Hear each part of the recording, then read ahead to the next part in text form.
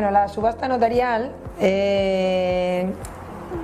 una novedad que se ha introducido ahora últimamente, están regulados los artículos 72 y siguientes de la ley del notariado, y hay que tener en cuenta que solamente constituye una subasta notarial la subasta que va supervisada en todo el tiempo por el notario. O sea que desde el principio hasta el final es el notario el que dirige la subasta, y esta se realiza a través del portal de subastas del Boletín Oficial del Estado. Lo digo porque se están anunciando como subastas notariales subastas que en realidad no lo son, en las que se están haciéndose por entidades privadas a través de sus propias web, y donde la intervención del notario se limita a protocolizar el resultado de la subasta.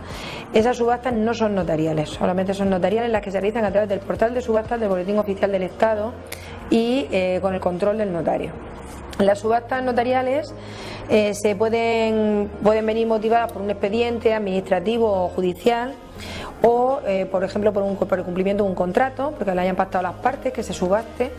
o a requerimiento de un particular que quiere vender su vivienda y que solicita a un notario que se transmita. Entonces, respecto a estas últimas, el promotor de la subasta puede elegir el notario que quiera, es de libre elección. También puede determinar cuáles son las condiciones que van a regir la subasta. En el caso de que no haya establecido unas condiciones especiales,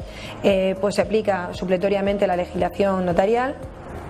y comienzan con un requerimiento que se hace al notario. Entonces, en el requerimiento, el particular pues hace constar cuáles son sus datos personales, cuáles son los datos del inmueble que quiere subastar, las características físicas del mismo, cuál es el estado de cargas, su situación arrendaticia y su situación urbanística, y cuál es el estado de deudas, si tiene pendiente algún tipo de comunidad de propietarios, de recibos de contribución, etcétera. Entonces el notario también tiene que hacer constar cuál es la situación catastral, porque por ejemplo si no estuviera coordinada adecuadamente en el catastro, pues lo debe mencionar, y cuál es el precio de salida por el que quiere subastarla. El notario, antes de iniciar el expediente y sobre todo justo antes de empezar la subasta, pues va a consultar el registro público concursal para comprobar si la persona, el promotor del expediente, el que quiere vender, está en situación de concurso de acreedores o no, para ver si hay alguna limitación para que pueda vender. Luego también hace una consulta al registro de la propiedad, solicita una certificación de dominio y cargas para comprobar cuál es la situación registral del inmueble, y lo comunica también al portal de subastas, porque el portal de subastas lo que hace entonces es asignarle una dirección de correo electrónico a través de la cual se va a articular las pujas y el mecanismo de la subasta. Y por otra parte también le notifica que se va a subastar ese inmueble para que no se pueda subastar dos veces el mismo inmueble en el portal de subastas. Una vez que se decide iniciar el expediente, se procede a la publicación de la subasta. La publicación de la subasta, para publicarla, simplemente se hace constar quién es el notario que estaba llevando la subasta, el número de protocolo del acta y cuál es la dirección de correo electrónico que nos ha asignado el portal de subastas.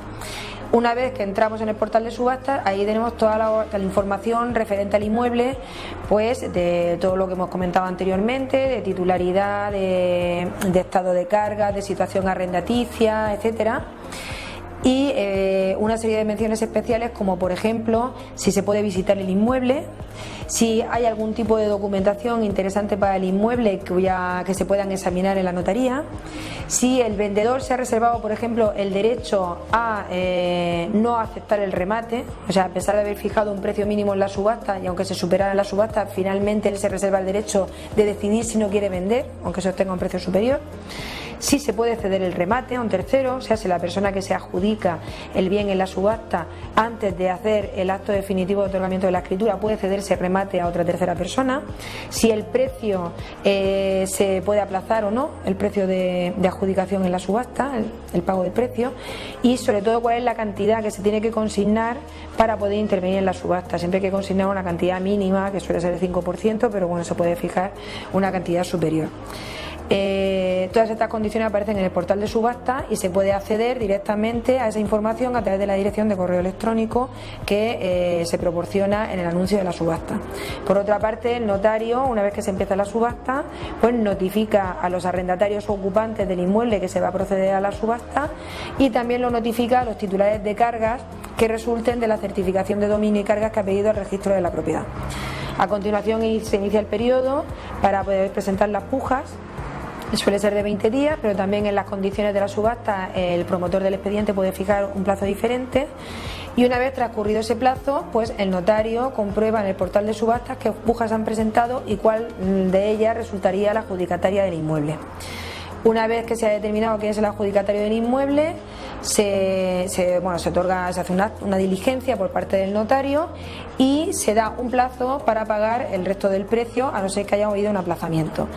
Sí, y siempre y cuando el propietario haya aceptado la puja, si es que se hubiera reservado el derecho a no aceptarla. Si transcurrido el plazo correspondiente no se ha pagado el precio, se va al siguiente postor. Si se ha pagado el precio, pues ya se extiende una diligencia de finalización de la subasta con adjudicación del inmueble al rematante que ha satisfecho el precio en la totalidad.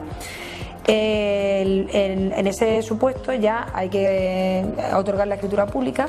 de venta por el promotor del expediente y el adjudicatario. Si se otorga la escritura pública, ningún problema, pero si no se adjudica, si no se otorga, el acta de adjudicación en la subasta constituye título suficiente para que el adjudicatario pueda acudir al juzgado y exigir que se otorgue escritura pública a su favor, y entonces se entendería, suple el consentimiento del vendedor. El promotor del expediente no hace falta que firme si así lo dice la autoridad judicial.